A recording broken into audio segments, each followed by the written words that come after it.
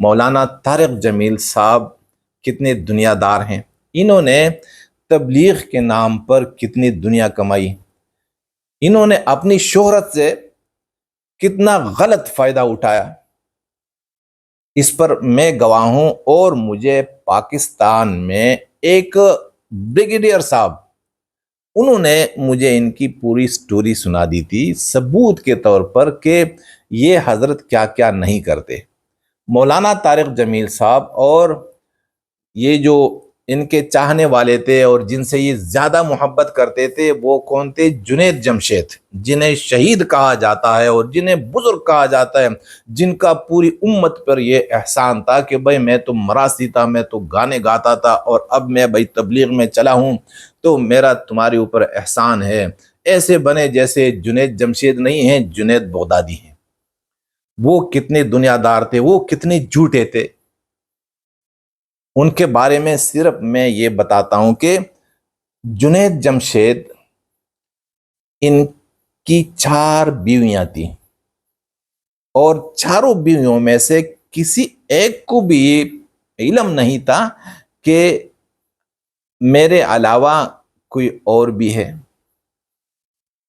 اب دیکھ لیجئے کہ ان کی جو سب سے پہلی بیوی تھی، ان کو اور ان کے بچوں کو بھی علم نہیں تھا کہ ہمارے والد صاحب وہ 4 شادیاں رچا چکے ہیں۔ تو مسلسل یعنی انہوں نے تو اپنی ہر بیوی کو ٹائم دینا تھا، اور اس ٹائم کو یہ انہوں نے راز میں رکھنا تھا، تو یہ اپنے گھر والوں کو اپنی بیویوں سے جھوٹ کہا کرتا تھا۔ ایک بار نہیں، 2 بار نہیں، زندگی بھر اور مرنے تک اس نے جھوٹ کہا ہے۔ جو اپنی بیویوں کو دھوکہ دے سکتا ہو، جو اپنے گھر والوں کے لیے یعنی جو اپنے گھر والوں کو دھوکہ دے رہا ہو اور اپنے گھر والوں سے جھوٹ، مسلسل جھوٹ پہ جھوٹ بول رہا ہو، وہ شہید ہو سکتا ہے، وہ جنید بغدادی بن سکتا ہے، وہ اللہ کا ولی بن سکتا ہے۔ اللہ کے نبی نے فرمایا کہ تم میں سب سے بہتر وہ ہے جو اپنے گھر والوں کے لیے بہتر ہو، اور میں تم سب سے زیادہ میں اپنے گھر والوں کے لیے بہتر ہوں۔ تو جو اپنے گھر والوں کے لیے بدتر ہو، جھوٹا ہو، وہ پوری امت پہ کیا احسان کر سکے گا؟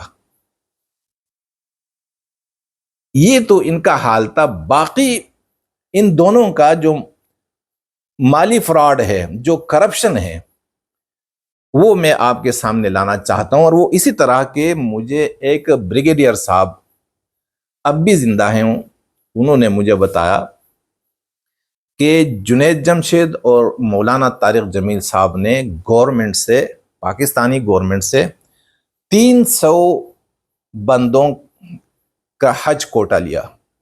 حج کا جو کوٹا ہے کہ ہم نے 300 بندے خصوصی طور پر بھیجنے ہوں گے۔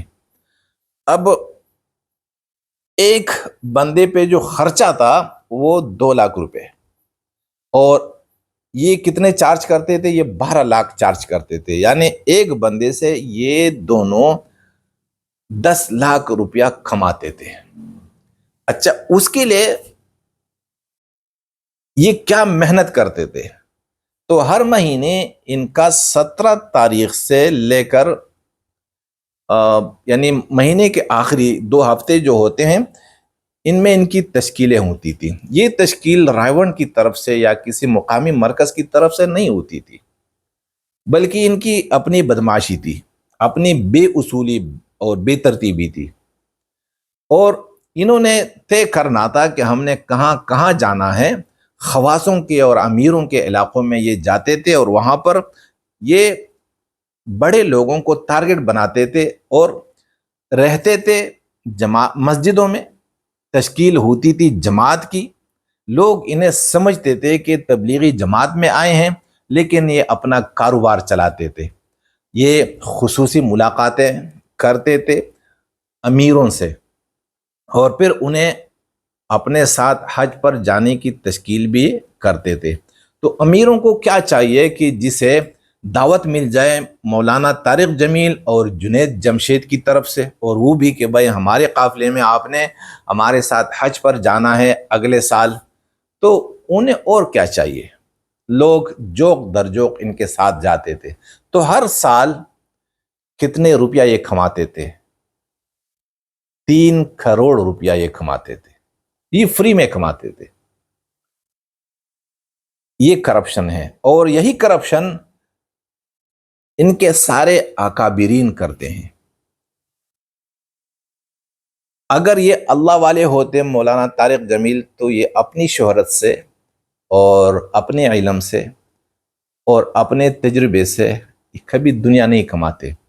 میں نے تو آپ کو مولانا احسان الحق صاحب کی جو اصلی تصویر تھی، ان کا جو اصلی چہرہ ہے وہ بھی دکھا دیا، اور ان کے شاگردوں کا، کہ جنہیں ہم اللہ والے سمجھتے ہیں، جنہیں ہم یہ سمجھتے ہیں کہ اللہ کی دین کا کام کرتے ہیں اور یہ نبوی محنت میں لگے ہیں، اور ہمارا یہ گمان ہوتا ہے کہ یہ تو بس صحابہ سے کچھ کم ہے، یعنی صحابہ کے درجے سے، اگر صحابہ کے درجے کے برابر نہیں ہیں تو کم بھی ان سے نہیں ہے، اتنا ہم نے ان کو درجہ دیا۔ لیکن یہ کس قدر دنیا دار ہیں! اور صرف یہ لوگ نہیں، جتنے بھی تبلیغی اکابرین ہیں ہر مرکز میں یہی ہے۔